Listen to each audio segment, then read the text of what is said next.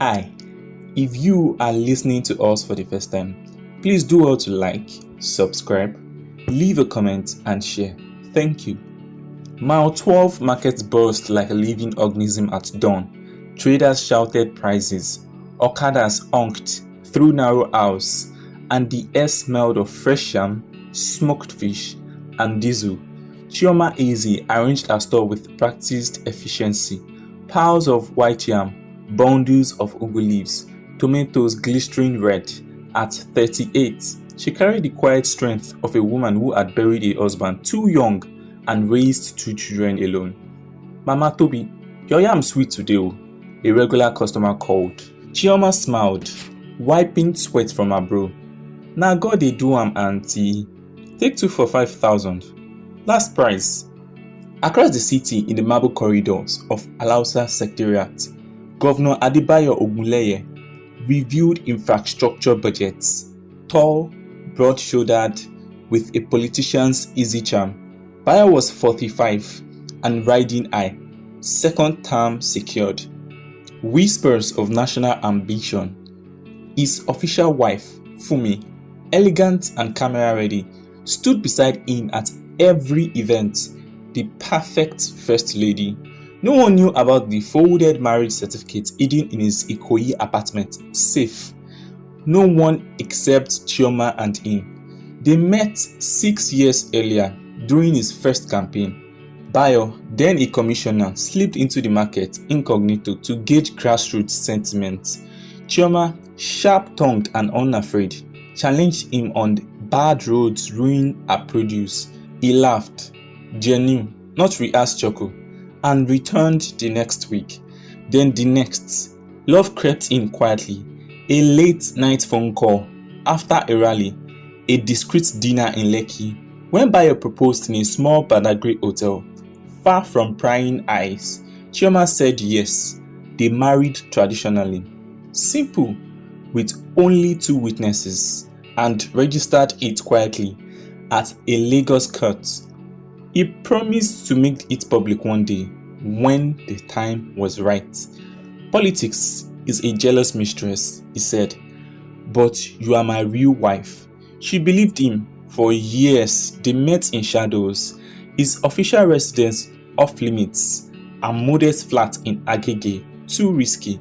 Phone calls at odd hours, money sent discreetly for the children's school fees. It wasn't perfect, but it was theirs. Until the rumor started. It began with a market gossip. A trader claimed she'd seen a black SUV drop Chioma off late one night.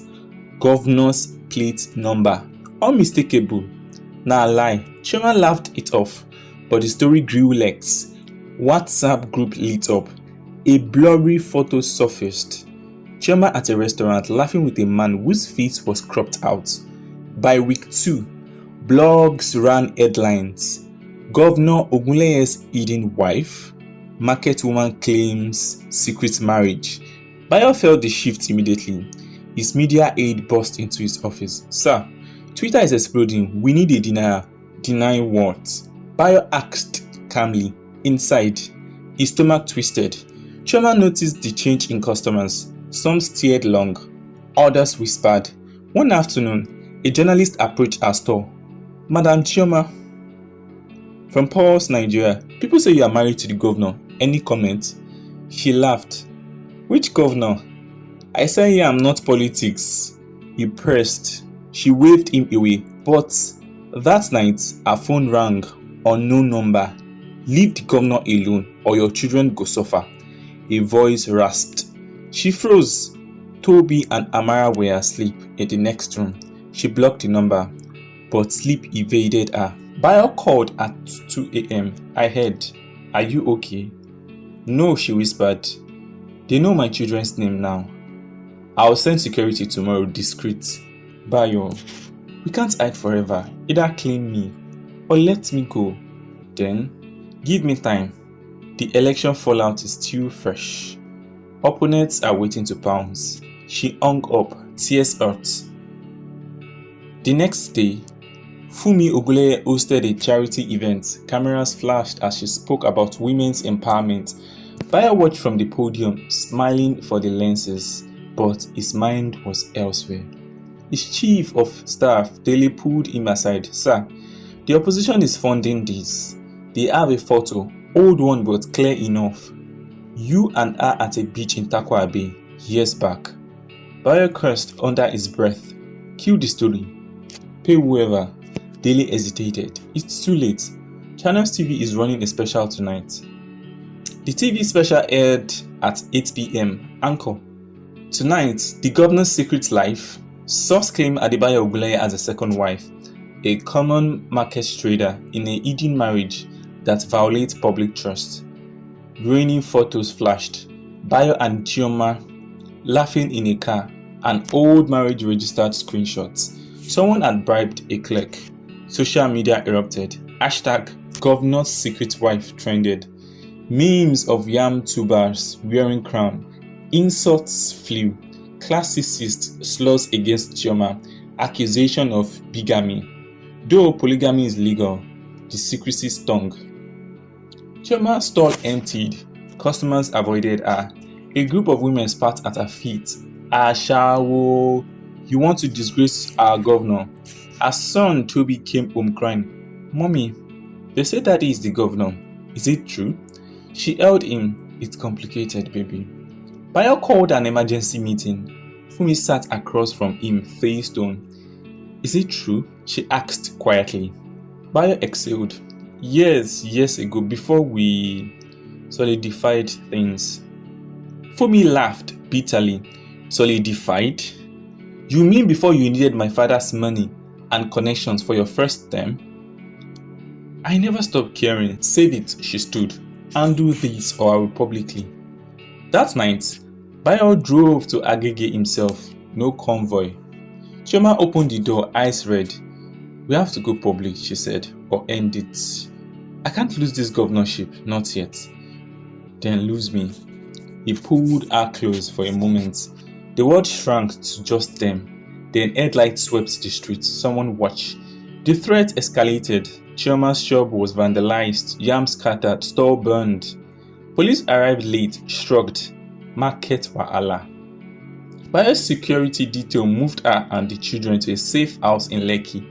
She hated it. Too quiet, too rich. Meanwhile, the opposition leader, Chief Adekunle, grinned in interviews. The people deserve transparency. If the governor has two wives, let him say so. Bayo knew Adekunle had the original photo. Someone close had leaked it. He confronted Dele. Woo. Dele looked away. "Your cousin Kemi, she needed money. Adekunle's people paid her." Bayo felt sick. Family betrayal cut deepest. Chioma in the safe house researched divorce lawyers on her phone. But she couldn't. Not without seeing him one last time. She slipped out, took a boat to the governor's private residence. Security let her in. Bayo had given standing orders. They met in the garden, no words at first. Just holding each other. "I love you," he said. "But this life, it's poison. Then leave it for us." He shook his head. "Too many depend on me. Contracts, jobs, projects." She pulled away. "And me? Your children?" Before he answered, gunshots cracked. Bullets pinged off the wall. Bayo shoved her down, shielding her. Security swarmed. Assassins, hired by Adekunle, later investigation showed, fled into the night. Chioma was unarmed, but Bayo took a graze to the arm. Blood stained his white agbada, yours and mine. Bayo looked at Chioma, bandaged but fresh beside him. "No," he said, "no more hiding." Quick one. If you are listening to us for the first time, please do well to like, subscribe, leave a comment, and share. Thank you. Bayo called a press conference the next week. Cameras rolled live. "I stand before you today not as governor, but as a man." He began. "Years ago, I married Chioma Eze in love and honesty. We kept it secret to shield her from the glare of politics. That was wrong. Secrecy breeds suspicion. Today, I acknowledge her as my wife. Polygamy is our culture, but honesty is our duty." Gasps, flashes. "I have wronged my first wife, Fumi, and I ask her for forgiveness. We are separating amicably. Chioma is no market woman to mock. She's a businesswoman, a mother, a survivor. Any attack on her is an attack on me. Chioma stood beside him, simple Ankara, head high, no smile, but no fear. The room exploded, questions flew. Bayo answered calmly. Later, pools shifted. Some praised his courage, others called it damage control. Adekunle was arrested for the assassination attempt. Evidence mounted. Chioma's market friends returned, apologetic. Business boomed. Curious customers, then loyal ones. Bayo stepped down from some duties, focused on family. He and Chioma moved to a quieter home. Not perfect. Politics lingered.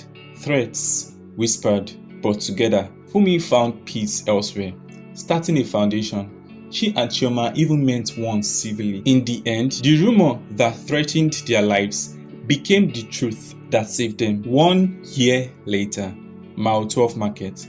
Chioma's store was large. Helpers, a small warehouse. Toby and Amara attended better schools. Bayo visited openly now, Sleeves Road, buying yams like any husbands. Traders teased him. Governor, you dey price like customer o. He laughed. Na my wife wey dey teach me sense. Chioma watched him. Love steady after storm. Never regret the truth. If you are listening to us for the first time, please do well to like, subscribe, leave a comment and share. Thank you.